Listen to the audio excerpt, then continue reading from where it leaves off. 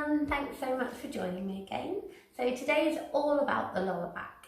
Lower back pain in the lumbar region of the spine is really common, but the good news is we can often treat it just by rectifying really simple movement patterns. So today we're going to be looking at 6 exercises that work to stretch and to strengthen the muscles that surround and support the lower back region. So the deep core muscles, the glutes and the muscles of the back itself. Okay, so we're going to start in this quadruped position. Hands directly under the shoulders, knees directly underneath the hips. We're going to start with a cat-cow, so you've probably done these ones before, so yoga pose. So as you exhale, draw the belly button to the spine, curve the spine over, send the head down towards the mat. And then as you inhale, release the other way, sending the ribcage down to the mat. Try and create space between the shoulders and the ears. And take the gaze upwards. Then from there, you're going to rock it straight back today into a child's pose. So you send the hips down towards the heels. And again, really think about pressing through the shoulders, pulling them down away from the ears, and lengthening through the spine. So we're going to do about 10 reps of each exercise today. So I'll do it with you, make sure you're really using that breath. Take that rock back each time. Into the back.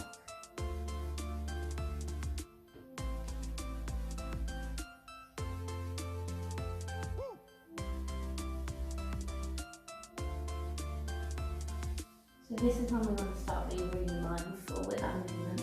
So you're really thinking about connecting the mind to the muscles that you're trying to stretch. This is all about lengthening, creating space between the vertebrae. So visualise that spine getting a little bit longer. Visualise the space between the vertebrae increasing.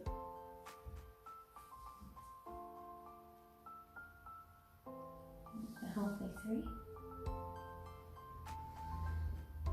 Try to resist the urge to rush through these. Really give yourself the time to make each movement count.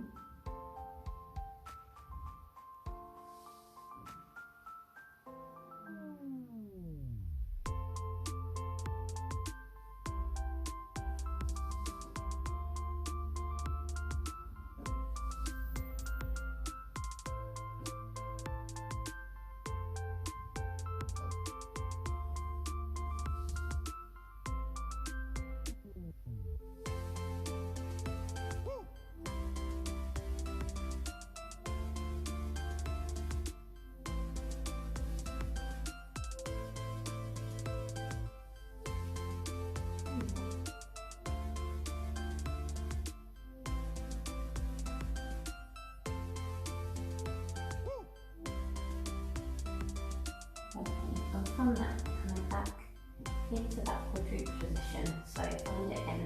This one I want you to find the neutral spine. So draw the belly button towards the spine. This one we're going to work to activate those deep core muscles. So you should feel the long line through that lumbar spine there. Top of the head down to the tailbone in one line. And then we're going to take the left leg out and the right arm out if you can. If it's too much today with the arm and the leg, just work with the leg for now and then build it up as you get stronger. So from there, make sure the spine is neutral and you're just going to take both the arm and leg out to the side. So we're working with the lateral movement here, switching on the internal obliques. So the internal obliques act as a corset to kind of help hold everything together in the core. We're also working into the muscles of the back here. And really think about squeezing onto that glute as well. So that glute is nice and tight. Again, turn on each side. Nice, and swap that over. Reset, take that spine to neutral. And the arm and leg come out. So you're thinking about lateral movements again. Nice and slowly, go as slow as you need. Making sure you find that control.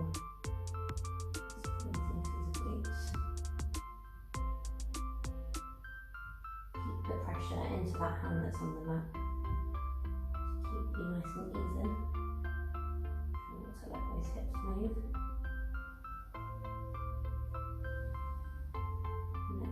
long.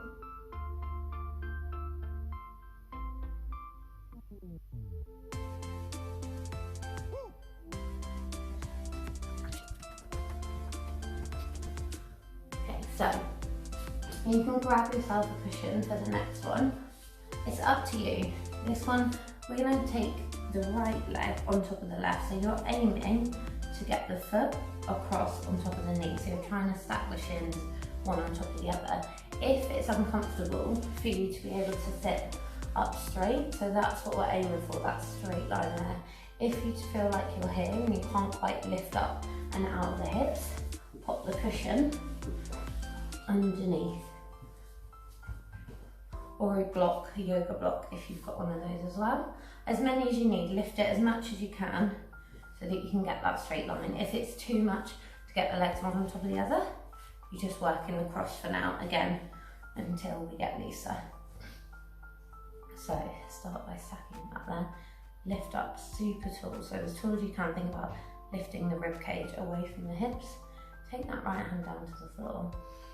Inhale, lift that left arm over. You're going to take a side bend, but what you're going to make sure is that that left hip stays pushing down into the floor. Take the side bend over until you feel the stretch, and then continue to reach it forwards. You should feel a quite intense stretch down this side of the back into the hip.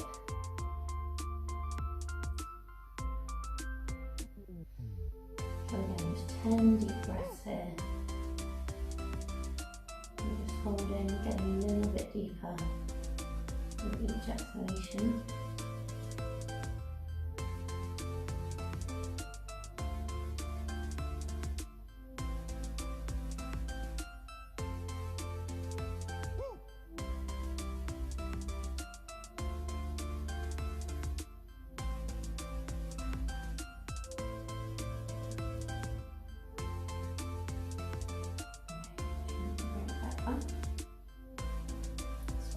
So take the other leg on top, left leg on top, take the left fingertips onto the floor. Inhale, lift up really tall, over the top, take the side bend over until you feel that stretch, and then start to take it forwards. So really think about pushing those hips away from you. Might feel the stretch in slightly different places depending on where you're tight. I'm starting to get it down through the sides of the upper back as well.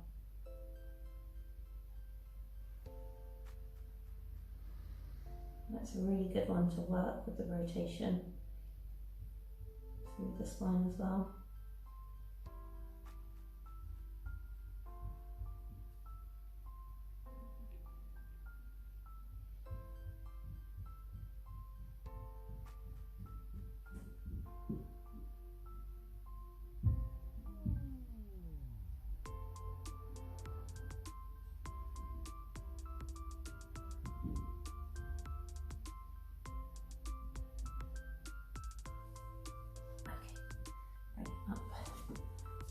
So, next one, take your cushion, you're going to pop it down, it's going to come right underneath the hip bones. So, come down to the floor, you lay face down, palms come underneath the forehead. So, what the cushion's going to do is help us define that neutral spine again. So, you can see the hips are slightly lifted. I want you to lift that rib cage away from the mat until you find that neutral spine. So you can see that arch disappears as I lift my rib cage up. Try and engage, find that neutral pelvis.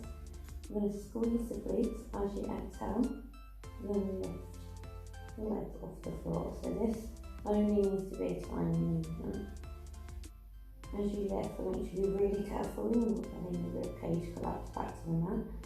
Trying to keep that spine neutral. It's a big one on the glutes. So then working into the glutes and those muscles of the lower back.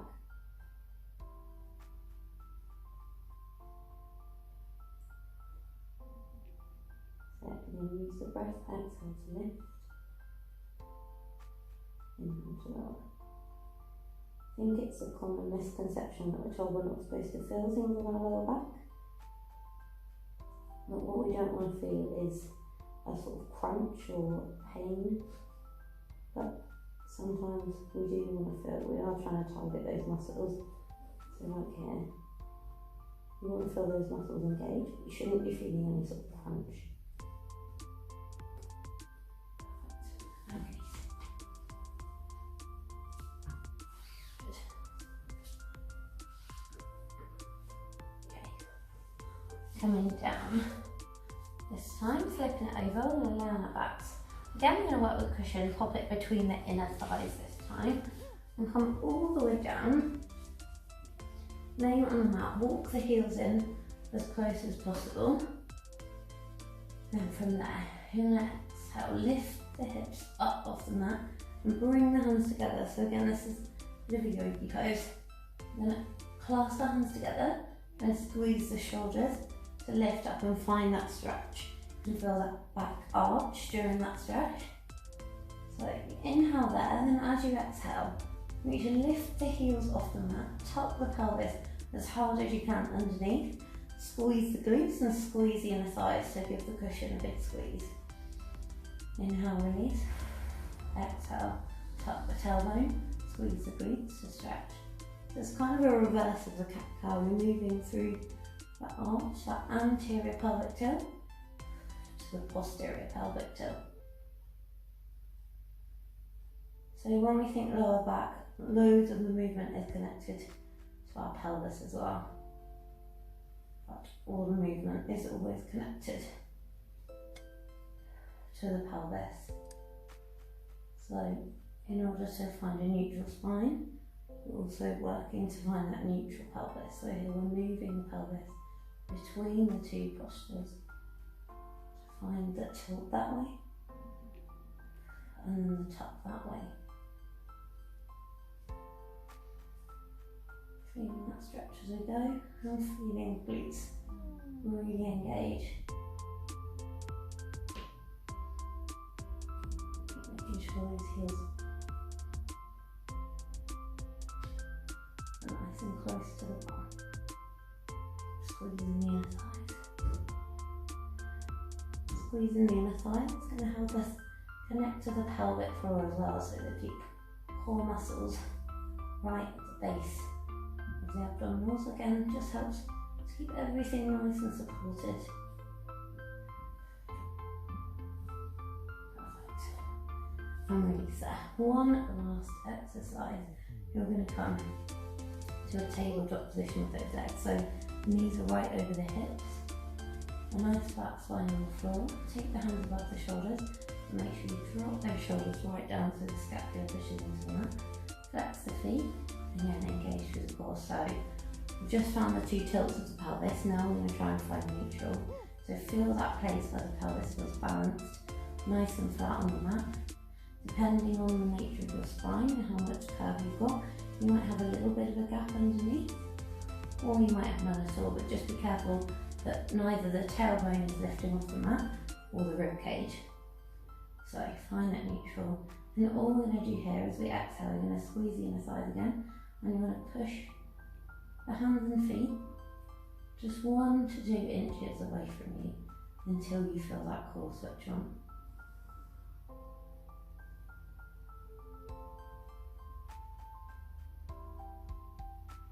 That's it. So again, inner thighs, squeezing and connecting to that pelvic floor. Can't talk very well in this one. Really need to use the breath. Exhale, push. Inhale, push. And it's just a tiny movement. I don't want to see those legs fully extending.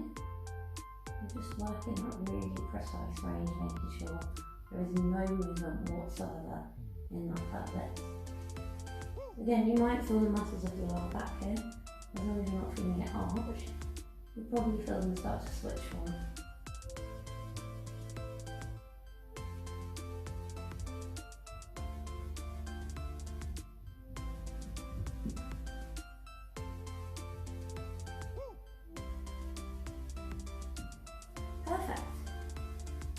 Well done guys, so I suggest using that as a little sequence either to start your day, maybe as a warm-up, even if you're not suffering from lower back pain at the minute.